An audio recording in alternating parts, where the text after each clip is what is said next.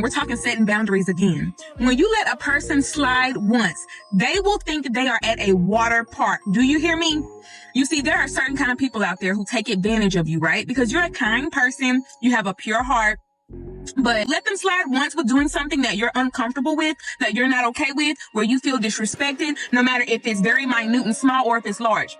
Regardless of what it is, if you let a person slide once, that is you teaching them on how to treat you. Okay? Setting boundaries is about what you are willing to tolerate and what you are not willing to tolerate. Your negotiables and your non-negotiables, okay? So when you set a boundary, that's letting that person know, non-negotiable. There's no debating it. I am not okay with that. No.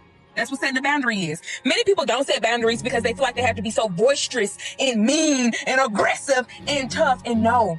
And honestly, growing up, that's what made it so hard for me to set boundaries, because I wasn't a mean-spirited person. I'm a pure-hearted person. I'm a kind person. I mean well by everyone, genuine.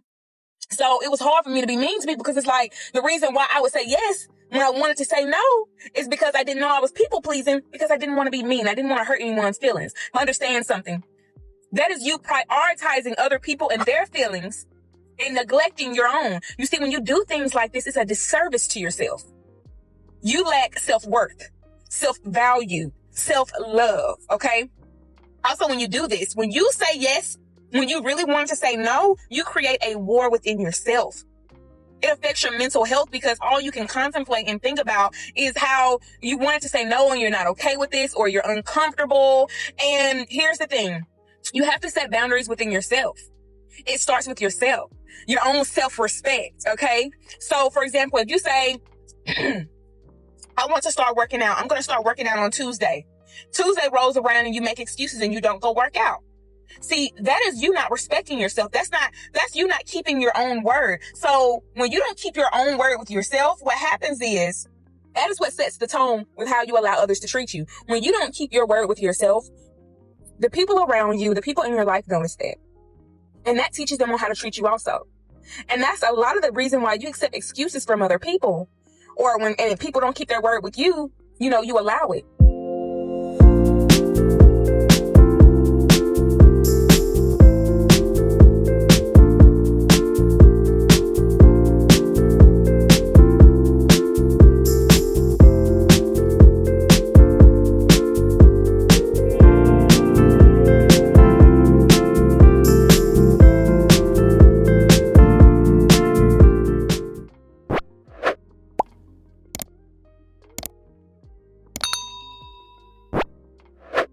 How to stay strong as a soft person.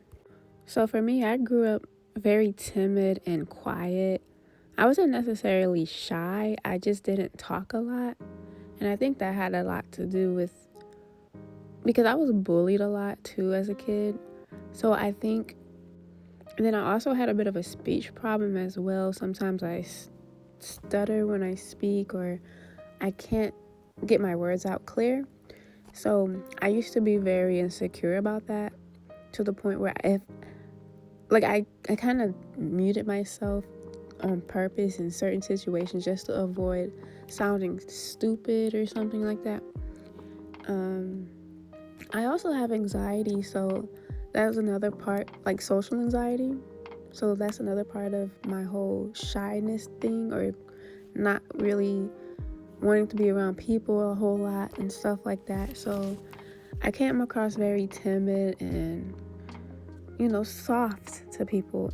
Not on top of the fact that I grew up in the suburbs most of my life around mostly white people. Being a military brat, I always moved around. Every 3 years I would move to a different, city, country, state, school. I've been to 13 different schools. There's only 12 school years, so I've been to a lot of schools. And it was always very hard for me to make friends too. I allowed people to bully me when I was younger. But I've gotten to the point now in my 30s. I'm 32. I'll be 32 in March. I've gotten to the point in my life where I don't let people push me around anymore. I'm no longer a doormat. When I was in college, I was the biggest doormat. I was the person in college with the car, sophomore year. So I had the car. So anytime somebody needed a ride, I would give them a ride, even if it was inconvenient for me at some point, or if, sometimes I would give them a ride for free, even if it was around the corner. I was just one of those people, because I had a hard time making friends. Also, that was a big thing for me, making friends, because I always felt different. I always was the new girl, and I always had to start over. I always felt kind of ostracized too. So, and I wanted people to like me so bad, like I would let people run all over me, boys included. When I was dating, I used to let boys run all over me, take advantage of me. That's how you get hurt in life. I've gotten so many heart breaks off of just trusting the wrong person with my heart and thinking that they had my best interest in mind. Because I was a nice person, I assumed that they wouldn't harm me, but that's not true. They actually want to harm you. The narcissistic type of people will take advantage of you if you're a timid and soft person. So if you are timid and soft, don't show it outwardly. Kind of learn assertiveness, which is a balance between aggressiveness and passive behavior. I can be very passive aggressive in a situation where I feel like I've been mistreated by somebody and I don't know how to address it, how to verbalize it without feeling like I'm the bad guy for verbalizing it. If you're a passive aggressive person, you know exactly what I'm talking about when I say that. It's kind of like we don't want to be too aggressive. It's almost like the aggressive side of us is almost suppressed, like hella suppressed. And I know it might be suppressed because if you learn what projection is and how it works in the human brain, usually something that disturbs you or bothers you is usually something that's suppressed within you. And so if something bothers you in another person, like for me, for example, aggressiveness in other people bothers me like a lot. And I've learned through spiritual work that that's just me projecting a part of myself that I've suppressed because I thought it was wrong growing up. I grew up a Christian, so I always thought you had to be a nice, good person to make it to heaven, and anything that looked bad or aggressive was negative and bad. So I literally suppress any type of aggression in me to the point where when I see it in other people, it bothers me because it's suppressed in me.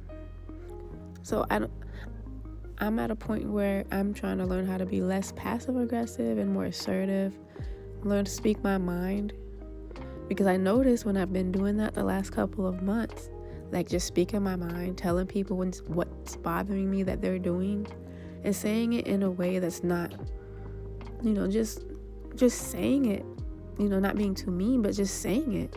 Assertiveness is important. Even in business, we learn how to be assertive, because that's how you can have the best business. Being a leader, you have to learn assertiveness. If you're an aggressive leader, the people won't follow you. But if you're a passive leader, also the same effect. So if you're in the middle, which is assertiveness, people will respect that a lot more. You even notice that if you have a manager that's like either one, you have a manager that you don't like, they're probably aggressive.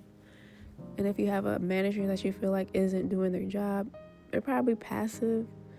So you usually like the leaders that are in the middle, right in the middle. So I'm learning that as I'm getting older. And I've noticed when I'm speaking my mind to somebody, when something bothers me, and because usually the old me would think something would happen, like they wouldn't like me after I said something that bothers me, that if I spoke my mind at all, that they wouldn't like me no more. But I've noticed nothing happens like that at all when I speak my mind. So it's okay to stand up for yourself. That's all we're doing. If something bothers you, if somebody's doing something that bothers you, stand up for yourself. That's all this is about. Self-respect. Like, there was a point in time where I didn't even like myself or love myself, but that's because I didn't know who I was. So when you figure out who you are and know who you are and learn who you are, you start to treat yourself with respect, and it kind of is automatic. You don't let anybody else mistreat you. You won't allow it. It's almost like an automatic switch because you love yourself. So you know you don't love yourself when you allow people to run all over you. Take it from somebody who didn't like themselves and did let people run all over you versus now that I do and I don't allow, and I'm still a nice person. I'm just soft, I guess that's what you call it. I don't like when people use the word soft, but I got over it because this is just who I am. This is how God made me. I could be assertive and still be myself, soft, and still not let people push me around. I will never be a doormat again. And people will respect you.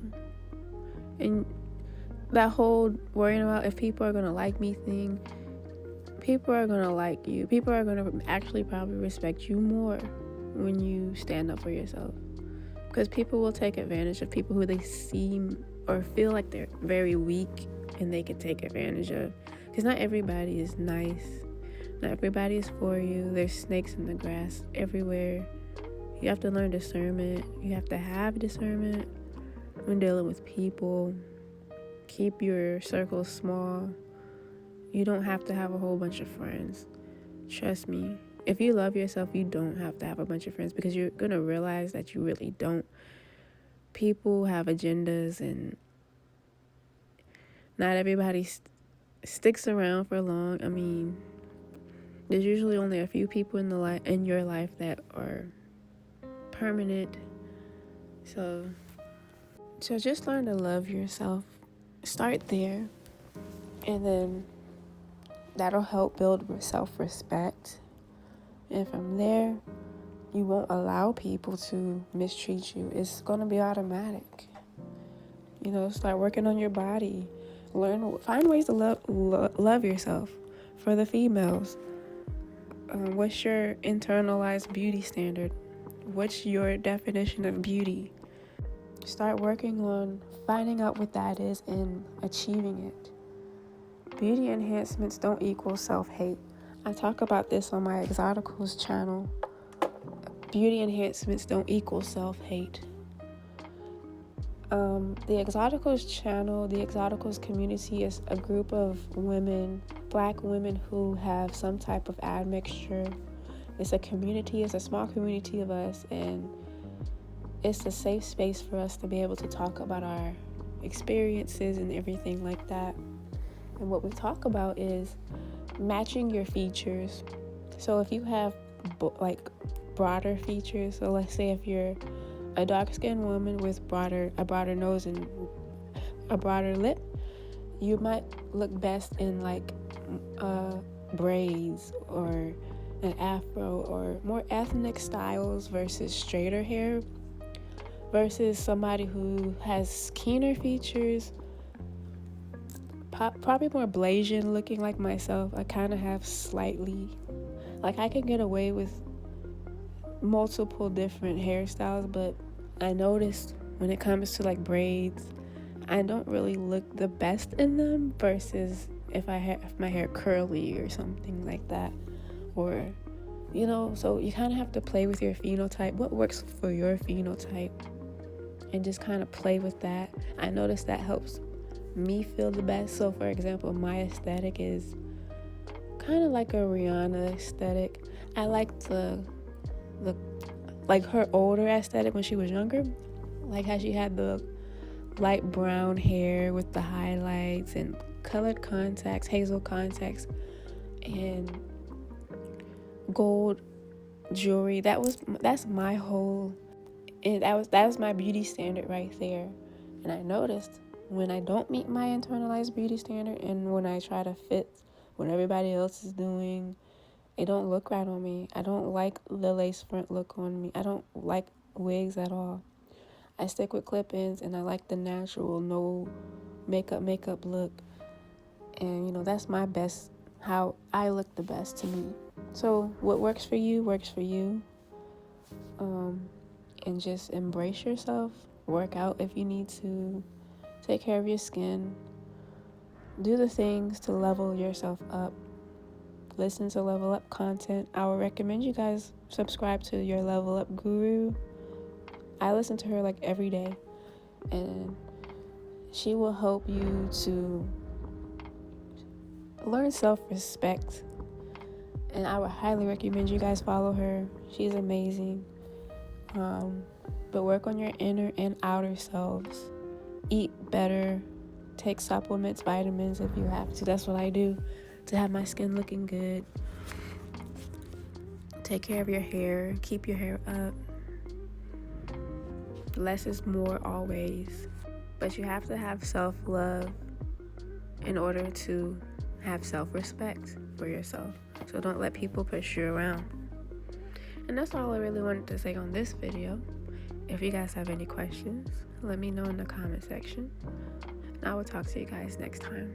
Thank you for listening.